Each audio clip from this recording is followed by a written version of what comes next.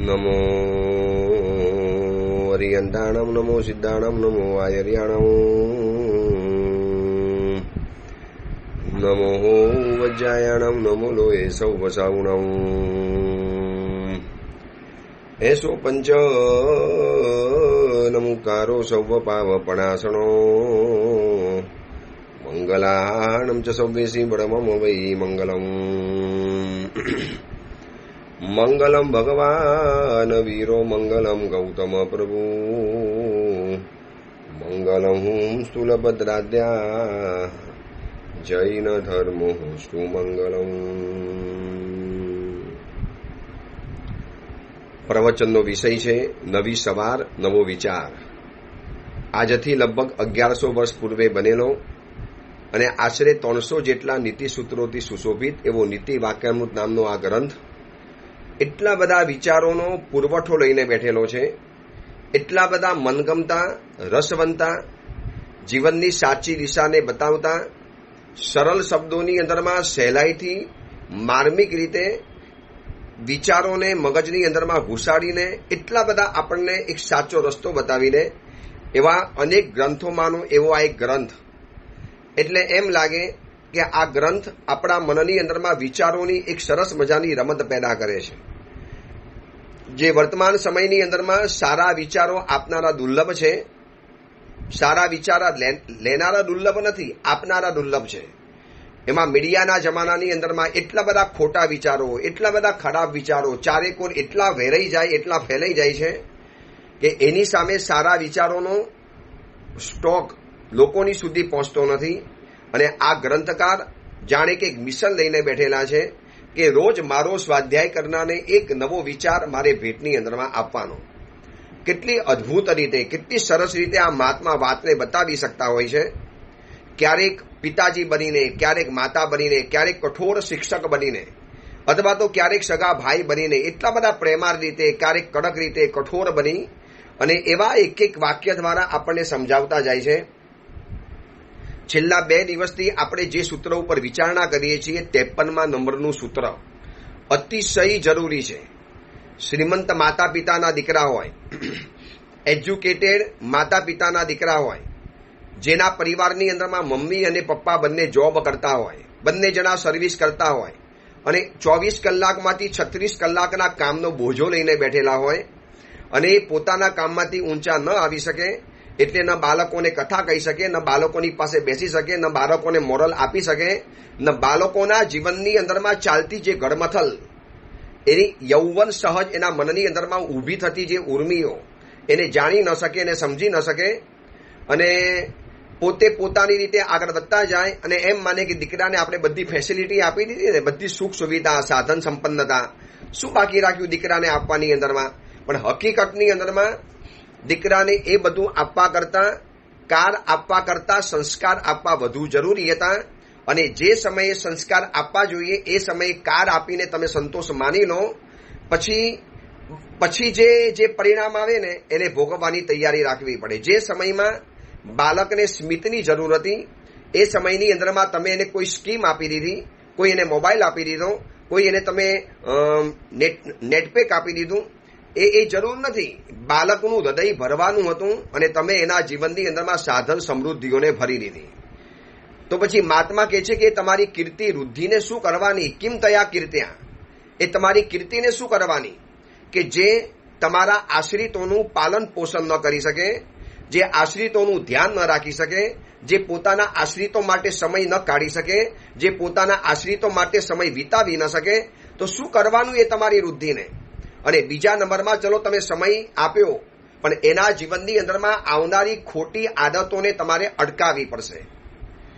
દેખો, ઉંમર છે, ઉંમર સહજ ઉર્મિઓ ઊભી થવાની અને એ સમયની અંદરમાં એવા પ્રકારનું વાતાવરણ, મિત્રો, સત્સંગ, સંગ વગેરે મળી જવાનું અને એના જીવન અને એના કારણે જીવનમાં જે કેટલીક ગંદકી, કેટલીક બદબુ, કેટલીક નકામી બાબતો જે ઘૂસી જાય છે એનાથી બચવા માટે એને કેટલીક બાબતો માતા પિતાએ શીખવાડી દેવી પડે. જે આપણે ગઈકાલથી શરૂ કરેલું હતું, things money can not by.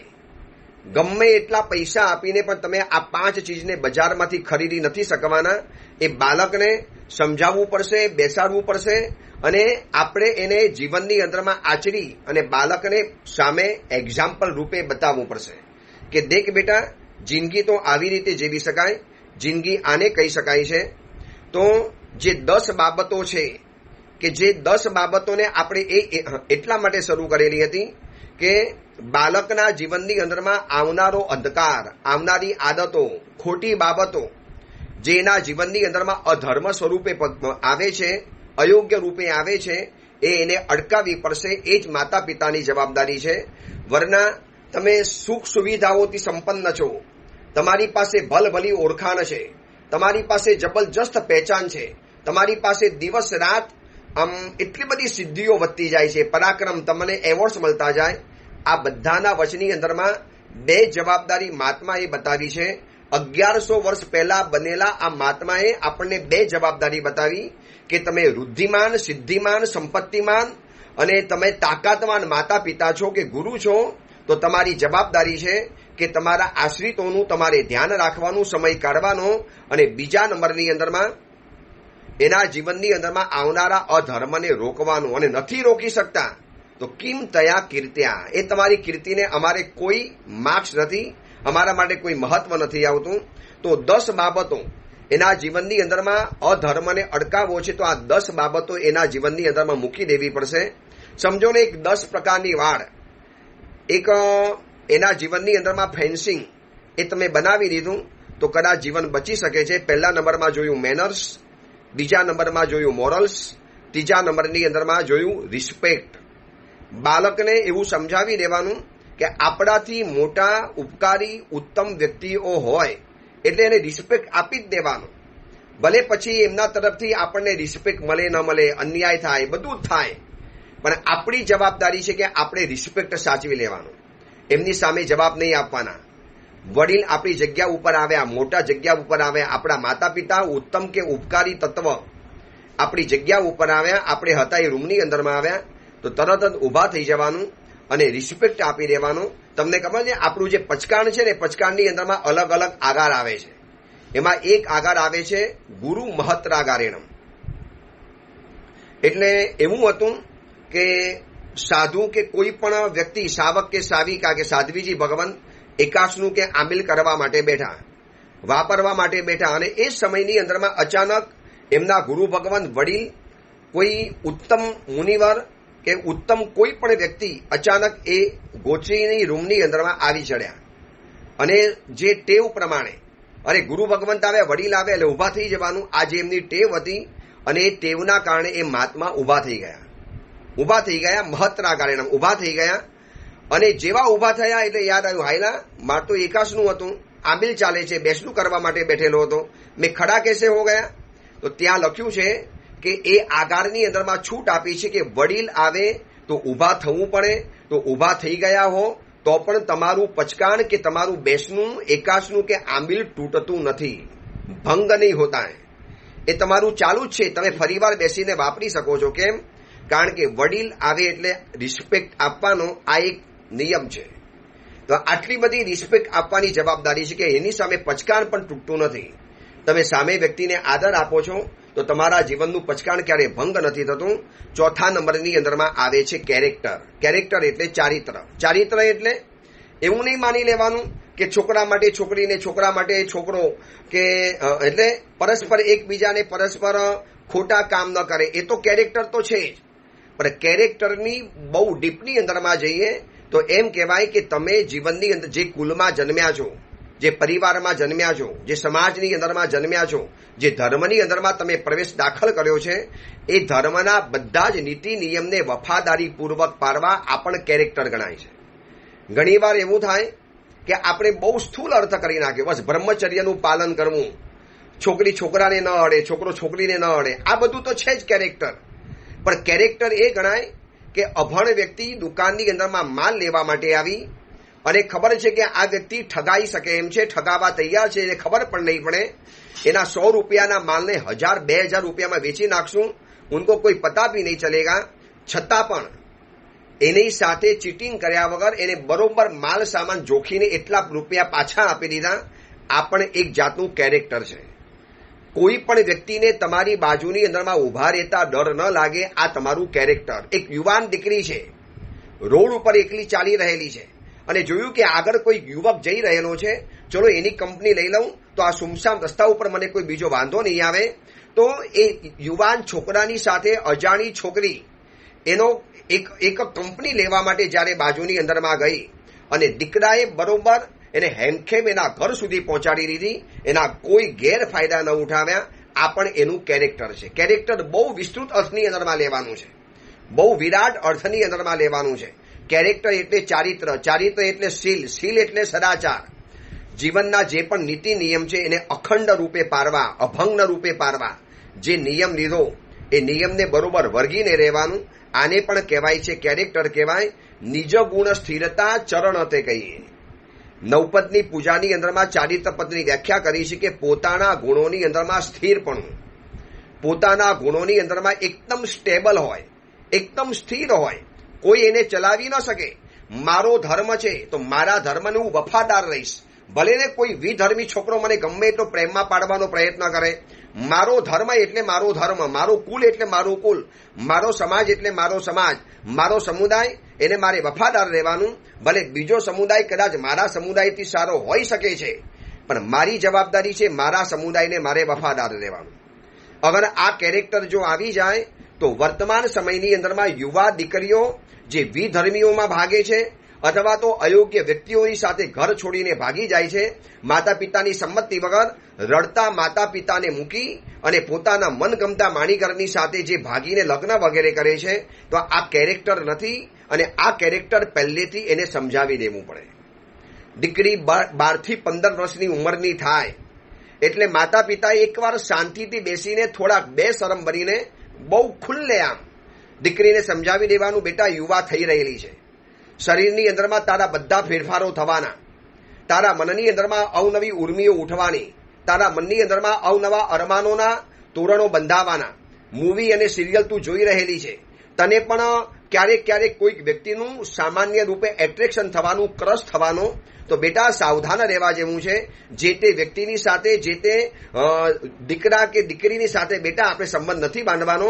આપણે જેની સાથે બાંધીએ એને યાવતચંદ્ર દિવાકર જિંદગીભર સુધી સંબંધ નિભાવવાનો છે. આ કોઈ રમત નથી રમવાની કે આજે આ ગમ્યા, સોમવારે ગમ્યો ફલાણો, મંગળવારે બીજો ગમ્યો, બુધવારે ત્રીજો ગમી ગયો અને આમ કરતા કરતા આખા અઠવાડિયામાં વળી પાછી 7 દિવસની સફર પૂરી કરી લીધી. નો, આ કેરેક્ટર નથી. આપણું કેરેક્ટર છે કે આપણે એના યોગ્ય ઉંમરમાં, યોગ્ય સમયની અંદરમાં યોગ્ય વ્યક્તિની સાથે યોગ્ય માતા પિતા તમારો સંબંધ કરાવી આપશે. આ ધીસ ઇઝ કેરેક્ટર. અગર આ કેરેક્ટરમાં અગર દીકરીઓ મજબૂત બની જાય તો આજે આ વારે તહેવારે જે ઘર છોડીને ભાગી જવાના, ધર્મનું પરિવર્તન કરી લેવાનું, એક વિધર્મી વ્યક્તિની સાથે એના એક માયાજાલમાં કે એની પ્રપંચ જાલની અંદરમાં ફસાવી અને કેટલી દીકરીઓના જિંદગીની તબાની તબાહ થઈ ગઈ છે. સિરિયલો પણ નીકળી ગઈ, એના માટેના મૂવીઝ પણ નીકળી ગયા, એના માટેના કેટલાય દાખલા દલીલો આજે યુટ્યુબ કે વોટ્સઅપ કે ટ્વિટર ઉપર તમને જોવા માટે મળી જશે.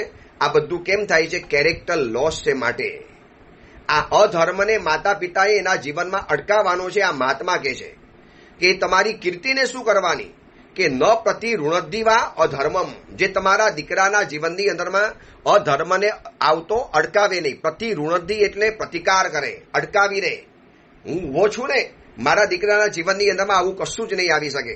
હું ઊભો છું, કેવી રીતે આવે મારા દીકરાના જીવનની અંદરમાં? ખબરદાર કોઈ અંદરમાંથી જે તે વસ્તુ ઘુસાડી જાય. આને કહેવાય છે કે માતા પિતા સાવધાન છે કે મારા દીકરાના જીવનની અંદરમાં કોઈ ખોટી આદત ઘૂસવી ન જોઈએ. તો ચોથા નંબરની અંદરમાં આપણે જોયું છે કેરેક્ટર. આજે આ ચેપ્ટરને આપણે પરિપૂર્ણ કરવું છે. 5મા નંબરમાં આવે છે કોમન સેન્સ. કોમન સેન્સ એટલે બહુ સામાન્ય અક્કલ કે આ જીવનમાં કરાય જ નહીં, આટલું તો બિલકુલ ન કરાય. આપણે નથી કહેતા યાર આ તો કોમન સેન્સ કહેવાય, તને આટલી પણ ખબર ના પડે? આ સાદી સમજ છે ભાઈ, આ બધાને ખબર પડે. આબાલ ગોપાલ બધાને ખબર હોય કે આટલું તો જીવનની અંદરમાં ન જ કરવાનું હોય. બસ આને કહેવાય છે કોમન સેન્સ. ઘણી વખત એવું લાગે કે ભણેલા ગણેલા અને એજ્યુકેટેડને પાર પામી ગયેલા 2-4 ડિગ્રીઓને ધારણ કરનારા એવા યુવા યુવતીઓમાં કોમન સેન્સ કાર્ય બહુ ઓછી દેખાય. ઘણી વાર હસવું આવે. એવાય ક્યારેક માતા પિતાઓની સાથે યુવા યુવતીઓ આવતા હોય છે, કેમ બેસવું, કેવી રીતે વાતચીત કરવી, ડિબેટ પણ કરવી હોય તો કેવી ભાષાની અંદરમાં કરવી. કદાચ આ બધી કોમન સેન્સ બહુ ઓછી થવા માંડી છે, જેને આપણી પ્યોર ગુજરાતી ભાષામાં કે હિન્દી ભાષામાં વિવેક બુદ્ધિ કહેવાય. વિવેક બુદ્ધિ એટલે કોમન સેન્સ. એટલે કોઈ પણ જગ્યાએ વર્તન કરતા પહેલા વિવેકને આગળ રાખવાનો. આ કરાય કે ન કરાય, આ બોલાય કે ન બોલાય, મારે આવા વસ્ત્ર પહેરાય કે ન પહેરાય, આ બધી કોમન સેન્સ છે. અને આ કોમન સેન્સ જીવનની અંદરમાં આવવી જ જોઈએ, તો તમે જીવનની અંદરમાં બાળકના જીવનની અંદરમાં અધર્મને અટકાવી શકો છો. એટલે 5મા નંબરમાં આવે છે કોમન સેન્સ. બહુ સામાન્ય સીધી અક્કલ, કે એના માટે બહુ કંઈ જાજો શાસ્ત્ર ભણવાની જરૂરિયાત નથી પડતી. પણ આ કોમન સેન્સ પરિવારમાં જોઈ હોય, માતા પિતામાં જોઈ, પોતાના પરિવારજનોની અંદરમાં જોઈ, અને એનાથી શીખી ગયા કે આટલું તો મારે પણ ન કરાય. અમારા માતા પિતા પણ નહોતા કરતા, અમારા ઘરના વડીલો પણ આવું નહોતા કરતા, અમારા ગુરુ પણ આવું નહોતા કરતા, તો મારે આવું જીવનની અંદરમાં ન કરાય. આ કોમન સેન્સ. નંબર 6 નંબરની અંદરમાં આવે છે ટ્રસ્ટ, વિશ્વાસ, શ્રદ્ધા. આજે કદાચ યુવા પેઢીને એમ કહેવું હોય તો કહી શકાય કે ડાઉટથી ભરેલી આજે આખી યુવા પેઢી છે. ડાઉટથી ભરેલી, સતત શંકાશીલ, ભણેલા ગણેલા હશે, ડિગ્રીનો પાવર છે, છતાં પણ મનની અંદરમાં સતત શંકાશીલ, થશે કે નહીં થાય, ફાવશે કે નહીં ફાવે, આ કરવાથી કેવું થશે. અને એના માટે લોકો હવે લગ્નથી દૂર ભાગે છે. આ છે ને લગ્ન સંસ્થાને તોડનારી જે લિવિંગ શિપ પદ્ધતિ આવી, લિવિંગ શિપની અંદરમાં રહેવાનું, આ સિસ્ટમ શું છે ખબર છે? શ્રદ્ધાનો અભાવ છે. માટે શું જૂના સમયની અંદરમાં હતું આવું? 16 વર્ષે 18 વર્ષે લગ્ન થતા હતા, અને 50, 60, 70 વર્ષ સુધી એ લોકોના લગ્ન ટકી જતા હતા. વિશ્વાસ હતો, પરસ્પર એકબીજાનો ટ્રસ્ટ, પરસ્પર એકબીજાનો વિશ્વાસ, પરસ્પર એકબીજા ઉપરની રહેલી આસ્થા. આજે તો લગ્ન કરવાના 28, 30, 32 વર્ષે, 35 વર્ષના યુવા દીકરા દીકરીઓને મેં જોયા છે. એના માતા પિતાઓ લઈને આવે છે અને અમને કે સાહેબ સમજાવો. અમે કહીએ ભાઈ અમારું કામ નથી, આ અમારું સંસારી કામ નથી કે તમારા દીકરાને હું સમજાવું કે લગ્ન વગેરે કરી લે. છતાં પણ એને બીજી રીતે પૂછે કે ભાઈ કેમ આવું બધું, કેમ લગ્ન નથી કરવા, કેમ તમારી પરિવારની કોઈ જવાબદારી નથી, તો આવી જાઓ સંયમ જીવનના માર્ગે. લગ્ન કરવા જ નથી તો આવો ને સંયમ જીવનના માર્ગે. ના સાહેબ સંયમ તો નહીં ફાવે, બહુ ભારે પડી જાય, સંયમ કેવી રીતે જીવી શકાય, તો બીજું આગળની જીવનની શું વ્યવસ્થા? સાહેબ પછી બંધનમાં આવી જવાય, પછી જવાબદારી ઉપાડાય કે ન ઉપાડાય, બધા કમિટમેન્ટ પૂરા થાય કે ન થાય. એના કરતાં આપણે છે ને એકલા રહેવું સારું. હવે એકલા રહેવામાં બીજા કેટલા દુરાચાર, અનાચાર કે કેટલા શિષ્ટાચારોના ભંગ થતા હશે, અને કેટલી અવ્યવસ્થા, ગરબડ ગોટાળા અને અનવ્યવસ્થાઓ સર્જાતી હશે, એ તો પાર વગરની વાત છે એની. એના કારણે જે બીજા નુસન્સ એ જીવનની અંદરમાં ઘૂસે છે, એ તો આખી અલગ વાત છે. પણ આવું કેમ થયું ખબર છે? વિશ્વાસ તૂટી ગયો છે, પોતે પોતાના ઉપર ટ્રસ્ટ તૂટી ગયો છે. બીજા ઉપરની વાત છોડો, આજના દીકરા દીકરીઓ પોતે પોતાના ઉપર વિશ્વાસ નથી રાખી શકતા. અને આપણા દાદા દાદીઓ સારા હતા, અભણ હતા, પણ અદ્ભુત વિશ્વાસના માલિક હતા. મોતી શાહ શેઠને જોઈ લો, પાલીટણાની અંદરમાં કુંતાસરની ખાઈ ભરવાની, ચોથે આરે બહુ ધનવંતા જેનો ખાડો પુરાવ્યો જીઓ. આ કાલે મોતી શાહ શેઠે સોના રૂપિયે ભરાવ્યો જીઓ. 99 પ્રકારની પૂજાની અંદરમાં શુભવીર વિજયજી મા સાહેબ કહે છે કે જ્યારે મોતી શાહ શેઠે આ કુંતાસરની ખાઈને જોઈ, અને જ્યારે એને કુંતાસરની ખાઈને જ્યારે પૂરવાની ભરવાની જ્યારે વાત આવી, લોકોએ કીધું શેઠ શું તમે બહુ ઝાઝા બુદ્ધિવાળા છો? વસ્તુપાલ, તેજપાલ, ભામાશાહ, ઝાંઝણશાહ, ઉદયન મંત્રી, એની પેલા થયેલા પાર વગરના મંત્રીઓ, રાજાઓ, શું આ બધાએ ખાડો નહોતો જોયો? શું આ લોકોએ કુંતાસરની ખાઈ નથી જોઈ? અને તમે કહો છો બસ મારે કુંતાસરની ખાઈ ભરાવી દેવી. શેઠ વિચારો તો ખરા, એ બધા રાજાઓએ શું કંઈ પાગલ હશે? તમારા કરતા 10 ગણી 1000 ગણી તાકાતવાળા રાજાઓ જે કામ નથી કરાવી શક્યા, શેઠ તમે કરાવી શકવાના? પણ મોતી શાહ શેઠનો આત્મવિશ્વાસ, અજબ ગજબનો ટ્રસ્ટ. શું એ આત્મવિશ્વાસ છે? શાહ સોદાગર શેઠ મોતી શાહ, આ પુસ્તક વાંચી લેજો, આંખમાંથી ચોધાર આંસુની ધારા પડશે.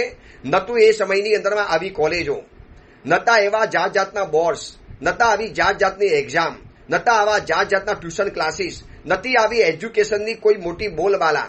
આમ જોવા જઈએ તો બિલકુલ અભણ, કોઈ આવી ઇંગ્લિશની ભરમાર નહીં, જાત જાતની ભાષાઓ નહીં ભણવાની. અહીંયા તો ફ્રેન્ચ ભણે, આ બાજુ અંગ્રેજી ભણે, આ બાજુ ગુજરાતી ભાષાના ઠેકાણા ન હોય અને પારકી ભાષા ભણવાની અંદરમાં જાય. અને આ અભણ એવા મોટી સાસેટ, કોઈ એવા એજ્યુકેટેડ નથી, ડિગ્રીઓ નથી લીધી, કોઈ ઇંગ્લિશ મોફાટ બોલતા નહોતું આવડતું, છતાં પણ આ મોતી શાહ શેઠનો આત્મવિશ્વાસ, ગજબનાક આત્મવિશ્વાસ, જે આત્મવિશ્વાસના જોર ઉપર ચોથા આરાની અંદરમાં જે કામ નથી થયું એ કામ પાંચમા આરામાં મોતી શાહ શેઠે સોના રૂપાથી ભરીને આ ખાડો પુરાવી નાખ્યો અને સકલ સમાજ ઉપર ઉપકાર કરી નાખ્યો અને પાલિતાણાની આખી યાત્રા આસન બનાવી દીધી. 9 ટૂંકની યાત્રાને બિલકુલ નિર્ભય અને નિશ્ચિંત રીતે બનાવી દીધી. શું આત્મવિશ્વાસ હશે? છે આજના બાળકો બાલિકાઓ પાસે આત્મવિશ્વાસ? છે આજની યુવા પેઢી પાસે આત્મવિશ્વાસ? આટલી બધી ઓક્સફર્ડ યુનિવર્સિટી જેવીમાં ભણવાનું, ઇન્ટરનેશનલ સ્કૂલોની અંદરમાં ભણવાનું, જાત જાતના બોર્ડ્સમાં ભણવાનું, અવનવી એક્ઝામ, અવનવી સિસ્ટમ ને અવનવી પાર વગરની કોમ્પ્યુટર ઉપર ભણાવે, સ્કૂલોની અંદરમાં લેપટોપ ઉપર ભણાવે, આખું નાખું એજ્યુકેશન હવે બસ સિસ્ટમો દ્વારા ચાલે. પણ બાળકનો વિશ્વાસ તમે ક્યાં પેદા કરાવી શક્યા છો? અને એના માટે તો રોજના તમે જુઓ, એજ્યુકેશનનું હબ ગણાય એવા કોટાની અંદરમાં રોજના કેટલાય અકસ્માત નહીં, આપઘાત અને સુસાઇડ કરવાના કિસ્સાઓ વધતા જાય છે. કેટલી બધી સિસ્ટમ કરે છે, બારીઓમાં જારી નાખી, પંખાને સ્પ્રિંગ વાળા બનાવી નાખ્યા, નીચે સિક્યુરિટી વધારી દીધી, છતાં પણ બાળકો ક્યાંકથી ફ્રસ્ટ્રેટ બની ગયા, આત્મવિશ્વાસ ગુમાવી દીધો. હમણાં છેલ્લો પ્રસંગ આવ્યો, હમણાં છેલ્લો લેટેસ્ટ, કે દીકરો નીટની એક્ઝામની અંદરમાં એટલો બધો ફ્રસ્ટ્રેટ બની ગયો, એટલો બધો કંટાળી ગયો, એટલો બધો પ્રેશરમાં આવી ગયો, ઘરે જઈશ તો માતા પિતા દાટવાના, આ તારા માટે આટલા બધા પૈસા ખર્ચ્યા અને અડધું મૂકીને આવી ગયો. આવું સાંભળવું ન પડે એટલે દીકરો કોટામાંથી ભાગી છૂટ્યો, અજાણ્યો બનીને રફુ ચક્કર બંધાયો, છુમંતર હો ગયા. આ બાજુ માતા પિતા ટેન્શનમાં, પોલીસને ફરિયાદ કરે, પોલીસને તો આવી રોજની ફરિયાદો આવે, શું ધ્યાન રાખે. માતા પિતાએ પોતે 4 ટીમ બનાવી અને છેલ્લે કાશી બનારસમાંથી આ દીકરો મળ્યો, માત્ર પોતાના મોબાઈલ અને પોતાના પુસ્તકોને વેચી અને પૈસાની રોકડી કરેલી હતી અને એનાથી રખડતો તો, ઘૂમતો તો, ડરતો તો કે માતા પિતા શું કહેશે. કેટલો બધી આત્મવિશ્વાસની કમી, ઉણપ. આવા તો રોજના કિસ્સા બને છે. આ તો હું તમને એકાદ કિસ્સો બતાવું છું. આવા તો રોજના રોજ કિસ્સા વધતા જાય છે. કેમ વધતા જાય છે? કારણ કે બાળકોમાં ટ્રસ્ટનો અભાવ છે, વિશ્વાસ જ ગુમાવી નાખ્યો છે. જિંદગી પ્રત્યેનો વિશ્વાસ, પોતાની જાત પ્રત્યેનો વિશ્વાસ, પોતાના ઉપકારી ગુરુ ભગવંતો પરમાત્મા ઉપરનો વિશ્વાસ ગુમાવી ચૂક્યા છે. બેઠા છે મારા ભગવાન, મારે તો તું સમર્થ સાહિબ તોકીમાં ઓછું આણું. પ્રભુ, તારા જેવો સમર્થ સાહિબ મારા માથા ઉપર છે. ધીંગ ધણી માથે કિયોરે પૂર્ણ ગંજે ન રખેટ. યાર, મારા ભગવાન મારી પાછળ બેઠેલા છે, એનું પીઠબળ છે. અનંતા સિદ્ધ ભગવંત અરિહંત પરમાત્માની કૃપા દિન રાત વરસે છે. મારા પ્રેમાર માતા પિતાના આશીષ છે, મને કોઈ પણ વાંધો નહીં આવે. આવો વિશ્વાસ વર્તમાન પેઢી ગુમાવી ચૂકેલી છે અને એના કારણે ગમે એટલું ભણતર વધ્યું, એના કપડાં સુધર્યા, બધી બાબતો સુધરી, પણ અંદરનો આત્મવિશ્વાસ ખતમ થઈ ગયો. એટલે બાળક બિલકુલ લાચાર અને આમ લાગે કે દિશા ગુમરા અને આમ છે ને દિશા વિહોણો બની ગયો છે. કોઈને દિશા જ નથી મળતી. એટલા માટે રોજના સુસાઇડના કિસ્સા વધતા જાય. આ સુરતમાં આવ્યા ને હજી મને 2 કે 3 જ દિવસ થયા છે. 3 જ દિવસ થયા. આજે 4મી તારીખ થઈ, 3 દિવસ થયા. અને એમાં હું રોજનું વાંચું છું પેપરમાં. આવ્યો ત્યારથી વાંચું, રોજની 4 થી 6 જણા આ સુરતમાં સુસાઇડના કિસ્સા બને છે. પરીક્ષામાં ફેલ ગયા, ધંધામાં ફેલ ગયા, દેવું થઈ ગયું માથા ઉપરનું.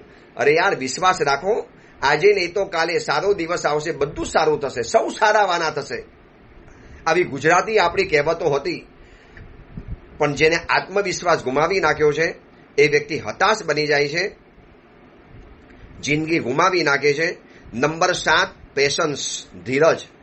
લગભગ ધીરજને ગુમાવી નાખી છે. ધીરજને હવે સહન નથી કરી શકતો. 1 મિનિટની અંદરમાં 4 મિનિટની જિંદગી જીવા જાય છે અને પાછળ પડી જાય છે. અરે 1 મિનિટમાં એક જ જિંદગી જીવાય, 4 જિંદગી જીવી ન શકાય. અને કહું, આજની યુવા પેઢીને એક જિંદગીમાં 10 જિંદગી જીવી છે. 10 જિંદગી. એને બસ કમાવી પણ લેવું છે, પહેરી પણ લેવું છે, ખાઈ પણ લેવું છે, જોઈ પણ લેવું છે, ફરી પણ લેવું છે, ઉડી પણ જવું છે, દરિયાના પાતાળમાં જવું છે, ક્રૂઝની અંદરમાં જવું છે, ફલાણા અંદરમાં જવું છે. અરે આના લગ્ન જો આવા દેશની અંદરમાં થયા તો મારા આવા કેમ ન થાય? આપણે પણ એવા કરી લેવા છે. અરે એક જિંદગીમાં 10 જિંદગી જીવવાનો પ્રયત્ન કરો છો, એના કરતાં એક જિંદગીને સારી રીતે જીવો.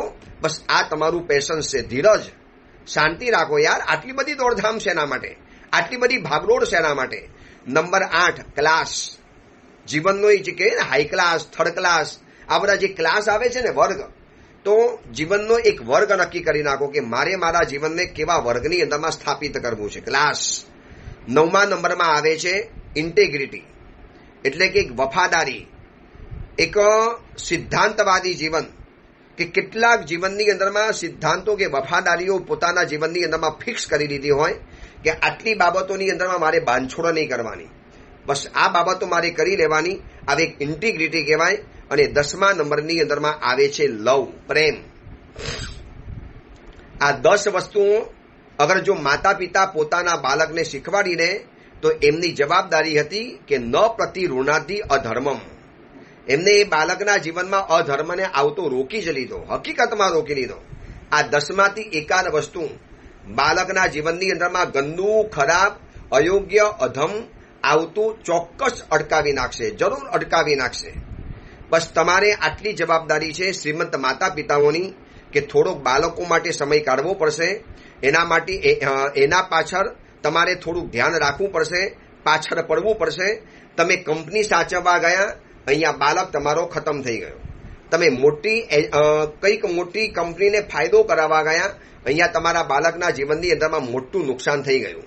તમે આ બાજુ કંપનીના મેનેજર બનવાના રેસની અંદરમાં ગયા, ચલો સારું કામ કરી દઉં, પ્રમોશન મળી જાય, અહીંયા પ્રમોશન લેવાની અંદરમાં ગયા અને અહીંયા બાળક આખો નાખો ફીસલી ગયો, પડી ગયો અને રોડ ઉપર ચટ્ટોપાટ થઈને સૂઈ ગયો, તલોબરના ખાડાની અંદરમાં જઈને પહોંચી ગયો. ત્યારે તમે કોને મોઢું બતાવશો? તમારી રિદ્ધિ અને કીર્તિને શું કરવાની? માટે મહાત્મા વારંવાર કહે છે કિમ તયા કીર્ત્યા, શું એ કીર્તિને કરવાની? છેલ્લા 3 દિવસથી આપણે આ બાબતને વિચારીએ છીએ. અગર તમારા મિત્રો હોય, શ્રીમંત મિત્ર હોય, જે પોતાની જિંદગીની અંદરમાં વ્યસ્ત શેડ્યુલ લઈને બેઠેલો હોય, બિઝી શેડ્યુલ, જેને એપોઇન્ટમેન્ટ લેવી પડે જેને મળવા માટેની, એવા પણ નેતા અભિનેતા છે કે જેના દીકરાને મળવા માટે પિતાજીની એપોઇન્ટમેન્ટ એના સેક્રેટરી પાસે લેવી પડે. ભાઈ મારે પપ્પાને મળવું છે, ક્યારે મળવાનું? એટલે પપ્પા કે બેટા સેક્રેટરીને પૂછી લે કયો દિવસ ખાલી છે, પછી હું તને દિવસ આપી દઉં. અરે તમારો બાળક છે, તમારી પત્ની છે, તમારી દીકરી છે, તમારા માતા પિતા છે, અને આટલી બધી એપોઇન્ટમેન્ટ લેવાની? આવતીકાલે હું એમ કહ્યું મારા શિષ્યને કે 4 દિવસની એપોઇન્ટમેન્ટ ફૂલ છે, હમણાં ટાઈમ નથી, પછી આપણે વિચારીશું. તો મારી એ કીર્તિને શું કરવાની? મારા પ્રવચનોને શું કરવાના? મારી આટલી બધી જાહો જલાલીને શું કરવાની? ભલે ને લંડન કે અમેરિકા કે યુએસએ કે દુનિયાભરમાં મારા પ્રવચનો લોકો સાંભળતા હોય, પણ જો મને મારા શિષ્યો માટે સમય ન હોય અને હું એના જીવનની અંદરમાં આવનારો અધર્મને અટકાવી ન શકતો હોઉં, તો મને કદાચ આ કીર્તિનો જશ લેવાનો મને કોઈ અધિકાર નથી. મહાત્મા કહે છે કે કિમ તયા કીર્ત્યા, શું એ કીર્તિને કરવાની? ધોઈ પીવાની? એ તમારી કીર્તિને અમારે શું ધન્યવાદ આપવાના? Not valid. એ તમારી કીર્તિને અમે કોઈ માર્ક્સ નથી આપતા, વેલિડ નથી ગણી શકતા. અમે તો એક જ સમજીએ કે તમારો દીકરાનું તમે ભરણ પોષણ કરી શકતા હો. યા આશ્રિતાન વિભરતી પ્રતિ ઋણદ્ધિવા અધર્મમ. જે પોતાના આશ્રિતો માટે બિલકુલ સમય કાઢતા હોય, કહી દે બેટા આવી જવાનું, આપણો આ અડધો કલાક ફિક્સ છે, એમાં આપણે પરિવાર સાથે બેસીશું, બધા વાતોચીતો કરીશું અને મજાથી આપણે કંઈક સારી વાતો કરીશું. હું આજે પ્રવચનમાં ગયો, મેં આ સાંભળ્યું, માનો મમ્મી પ્રવચનની અંદરમાં આવતી હોય, પિતાજી દીકરાઓ પ્રવચનમાં ન આવતા હોય, તો સાંજના સમયની અંદરમાં બેસી અને 1 કલાકના પ્રવચનની આખી સમરી, ટૂંક નોંધ, મમ્મીએ નોટ લખેલી હોય, બેટા જો આજે પ્રવચનમાં 4 પોઈન્ટ આવ્યા, અથવા તો આ ઓડિયો પ્રવચન અગર આખો દીકરો કે દીકરી સાંભળી ન શકતા હોય તો એવા સમયની અંદરમાં મમ્મી અને પપ્પા સાંભળીને ટૂંકો સાર બતાવે કે બેટા આ એક સરસ મજાના નીતિ વાક્યામૃતના પ્રવચનો ચાલે છે અને એમાં આવા અલગ અલગ વાક્યો આવે છે. વર્તમાન સમયના મોટિવેશનલ સ્પીકરોને પણ સન્માવે અને હંભાવી નાખે એવા સુંદર વિચારો 1100 વર્ષ પૂર્વે એક મહાત્મા જીન શાસનના મહાત્મા બતાવીને ગયા છે. અને બાળકને તમે જ્યારે વાત બતાવો ને એને પણ થાય મમ્મી અદ્ભુત વાત છે, માર્વેલસ, બહુ સરસ, આવી સરસ વાત બતાવીને ગયા. એને તમે એની ભાષાની અંદરમાં કન્વર્ટ કરીને જ્યારે વાત બતાવો કે બેટા આવી આવી વાતો રહેલી છે, કેટલો એને અદ્ભુત આનંદ થાય, કેટલી એને ચાનક લાગે બીજા દિવસે સામેથી પૂછશે, મમ્મી આજે પ્રવચનમાં શું આવ્યું હતું? તે મને ગઈકાલે જે વાર કરેલી મને બહુ સારી લાગી, તો મમ્મી આજે પણ શું આવ્યું હતું? એવી કોઈ અંબર ચરિત્રની જ્યારે કથા હતી, જ્યારે આવતી 24ના જે તીર્થંકર થવાના આપણા અંબર ચરિત્ર અને દેવ તીર્થંકર, અને એ તીર્થંકરની જ્યારે કથા સાંભળી અંબર ચરિત્ર રૂપે, અને એ કથા જ્યારે માતા પિતાઓ સંભળાવતા હતા, મને મુંબઈમાં એવા માતા પિતાઓ મળ્યા કે સાહેબ દીકરાને જ્યારે આ કથા સંભળાવતા હતા રોજ આવે, મમ્મી હવે આગળ શું થયું, પછી આગળ શું થયું, એનો 7મો આદેશ પરિપૂર્ણ થઈ ગયો, 4થો આદેશ પરિપૂર્ણ થઈ ગયો, પછી એ ગોરખ માતાએ શું કર્યું, આવી બધી કેટલી બાબતો દીકરા દીકરીઓ પૂછવા માટે આવતા હતા. બસ આટલું નક્કી કરો કે દીકરા દીકરીને જન્મ આપ્યો છે તો હવે એને જીવન પણ આપવું પડશે, સંસ્કાર દાન આપવું પડશે. એના માટે 2 કામ કરવાનું કે એને આશ્રિતોનું ભરણ પોષણ કરવાનું, વિભરતી એટલે ધારણ કરે, અને પ્રતિ ઋણદ્ધિવા અધર્મમ, એના જીવનમાં આવતો અધર્મને અટકાવી દે. બસ આટલી બાબતો જરૂર થાય. એ જ મંગલ કામના મંગલ ભાવના. જીનાગના વિરુદ્ધ કાંઈ પણ બોલાયું હોય